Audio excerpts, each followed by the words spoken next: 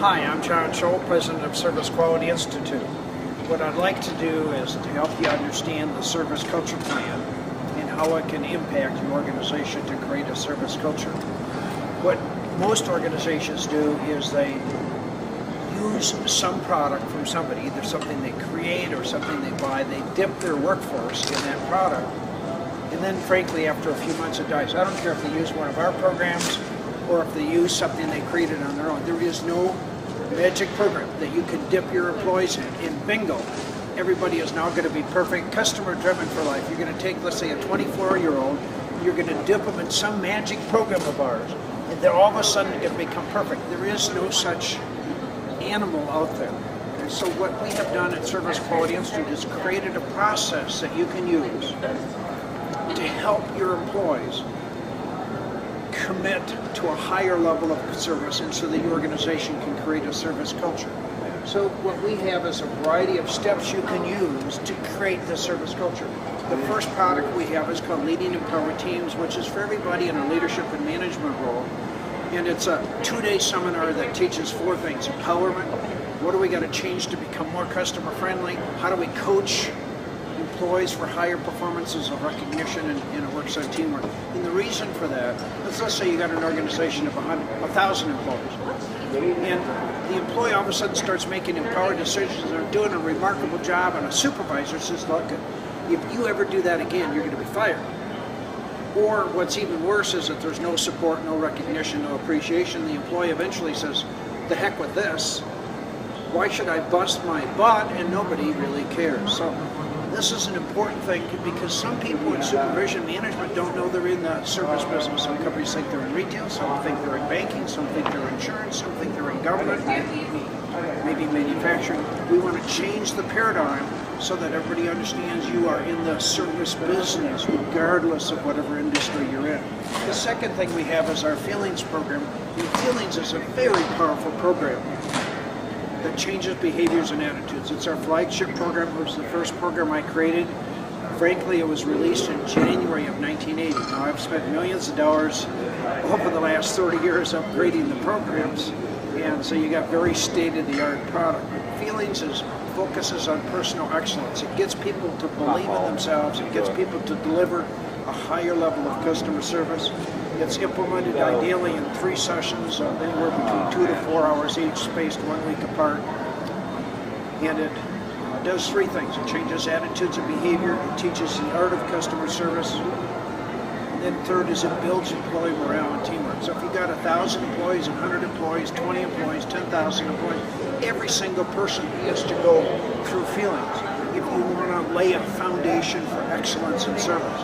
Now here's the problem with Feelings. When I first rolled the program out, people were ecstatic and they said, John, what are we going to do next? And I said, put them back through Feelings. Well, to be honest with you, I wasn't smart enough to realize that people got tired of the same dumb program. So when you put Charlie through the same program twice, the second time through the switches off, he doesn't pay attention anymore. Your number one cost is never the investment for our technology or products, it's labor time. If the person's tuned in, it's going to work. If they've tuned it out because it's boring, it's dry, it's dull, they've seen it before, it doesn't work. So if you want to create a service culture, I believe you need something new and fresh virtually every 4 to 6 months. It has to be new, it has to be different, it has to be fresh, and at least every 3, 4, maybe 6 months, and with very short interventions. So let's say that we did Feelings, and that's it. I guarantee you, it's going to die. I don't care how good the product is. It is the best in the world, but we're dealing with humans. So we have a variety of other tools, and I really don't care what order you go in, but I'll just use the order that we have on this graph just to make things simple. So we have a program called Empowerment, a way of life. Empowerment is a 2-session program designed to teach people how to make empowered decisions. I don't think there is any empowerment of the world. Employees are deathly afraid that if they made an empowered decision, they would be fired. So this teaches people why they got to do it, how they got to do it, and it creates an environment so that people can make empowered decisions. The next program we have is BAD, which is a cost reduction campaign. All the service leaders to a great degree, are very frugal. They're aggressively looking for ways to eliminate costs. They pass the savings on to their customers. This is a 30-day campaign. There is no training time involved in anything, and we have a participation rate of 80 to 90%. And the goal is, let's say again you have 1,000 employees, is to get each person to look for a way to save just $1 a day, not a million, just $1 a day. There's about 250 working days in a year. So if you had 1,000 people, you're talking about $250,000 in net profit. Now, for most organizations, that's the same thing as increasing revenue, maybe $5 million. So it's a huge impact. The next program we have is called Speed. Speed is, how do I shrink the time by 90%? It's a 2-session program implemented in 2 sessions of 3 to 4 hours each, spaced 1 week apart. The reason we space the products apart is that when you just dip little Charlie in this program, it goes in this ear, it goes out that ear, and we want to make a little bit of an impact. So we have homework assignments, we have participant material that they're using. So speed, I think, is very, very critical if you're going to drive a service culture. People want things now. So we have to do 2 things. We have to change the mindset of the workforce, and then number 2, change the policies, the procedures, and the systems to get everybody customer driven. If you look at Apple, which is had a 40, not Apple, Apple, by the way, has got speed, but if we look at Amazon, they had a 41% increase in revenue last year. Everything is built on speed. Apple, everything's built on speed. So companies that understand speed own the market. They dominate the market. They crush the competition. The difficulty that we got is that most employees have a mindset of called slow. Doesn't matter where in the world we are, because we know that if we can do something in 4 days, we wait until the 4th day to begin it. Well, speed to me means if it normally took 10 days, how do I do it in 1 day? Speed to me means if it normally took 10 hours, how do I get it done in 1 hour? So visualize, if you could get a whole workforce of people focusing on speed, doing it right the first time. And then we have another program called Remember Me. Remember Me is a leading edge product that teaches the employees how to use the customer's name, why they have to use the customer's name. And you know, I could count basically on one hand during the course of a year where a company will use my name. I personally believe that an individual's name is probably one of the most critical, one of the most important things in life to them. So when a person enters a bank, when they get on the phone, if somebody would say, Mr. Scholl, it is so nice to see you again. Thank you, Mr. Scholl. Sometimes it's all we got to look at the computer screen, we got to look at their credit card, we got to look at their check. There's all sorts of ways. We can actually go up to people like Apple does. When you go into an Apple store, the first thing they do is they ask your name, they type it into their iPad, they get your email address, they put a description in, and then when you go up to talk to the Genius Bar, somebody about 5 minutes later comes up and says, John, because they use your name. But see,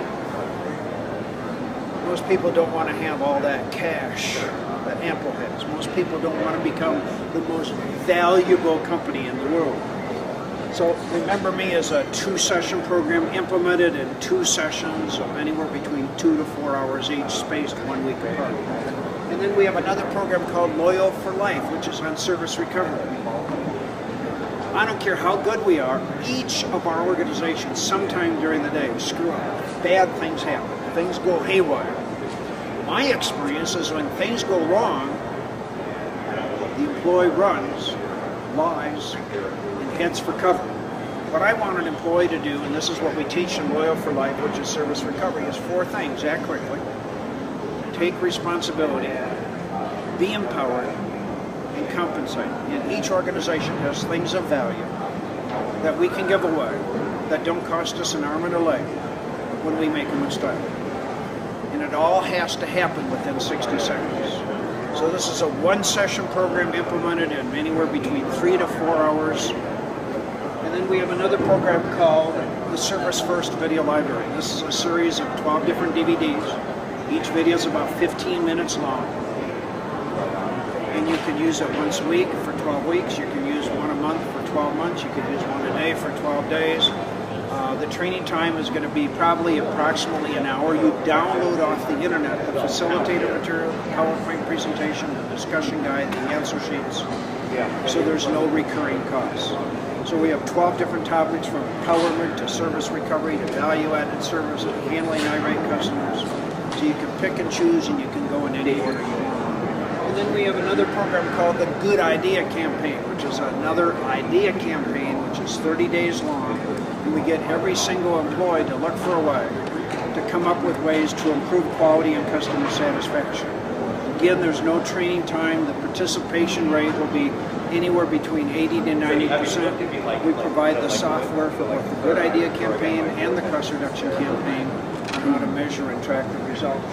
And then the next one we have up here is called Exceptional Service, which is a one-session program implemented, anywhere from 3 to 4 hours each, all built on the concept of exceptional service. How do I deliver exceptional service, not just good service? See, good service is nice, but it's not going to keep you any customers.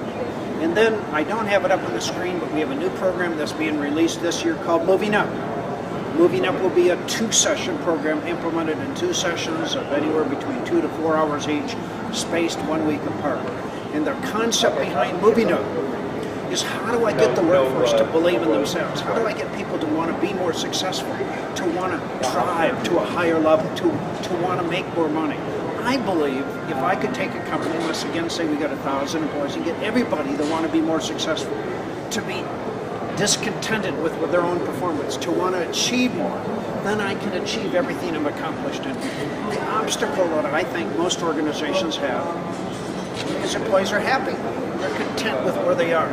They don't believe in themselves. And so we're trying to sell a process that gets people to believe in themselves. And the difficulty is that we have employees that don't believe in themselves. So we have to change the perception. We got to get people to improve their self-image and self-esteem. I believe that probably 2/3 of the workforce, the employees, have all sorts of personal issues during the day that just blow them apart.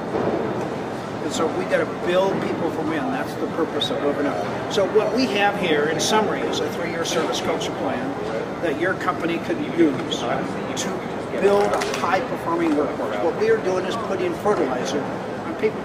Some of the people are going to take that fertilizer and they're going to grow. They're going to escalate. The bad news is there are going to be some people where the message doesn't work. And we have performance standards that measure behavior. My recommendation is that when people don't understand the message, they don't internalize the concept, that you help them find a career at your most favorite company. We'd love to work with you at Service Quality Institute. Feel free to work with one of our channel partners. And this is a huge opportunity for you to create a service culture within your own organization. Thank you. My name is John Scholl.